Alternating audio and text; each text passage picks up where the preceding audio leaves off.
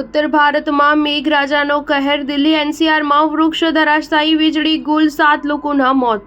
ઉત્તર ભારતના અનેક ભાગોમાં શુક્રવારે સવારે ભારે વાવાઝોડા સાથે ભારે વરસાદ પડ્યો છે, જેના કારણે 7 લોકોના મોત થયા હતા. દિલ્હી અને એનસીઆરમાં વાવાઝોડા અને વરસાદને કારણે ઘણી જગ્યાએ વૃક્ષો પડી ગયા હતા.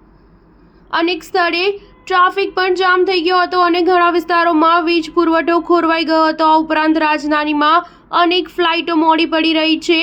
શુક્રવારે સવારે દિલ્હીમાં ધૂળ અને ભારે પવન સાથે 3 કલાક સુધી વરસાદ પડ્યો હતો, જેમાં અનેક ઠેકાણે ટ્રાફિક જામની સ્થિતિ અને ફ્લાઇટો મોડી પડી રહી હતી.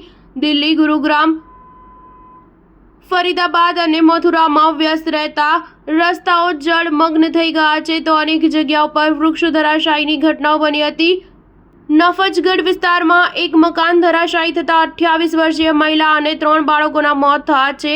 મુશળધાર વરસાદ અને ભારે પવનના કારણે રાજધાની દિલ્હીના ઇન્દિરા ગાંધી આંતરરાષ્ટ્રીય વિમાની મથક પર 200થી વધુ ફ્લાઇટોના સંચાલનમાં વિલંબ થયો છે.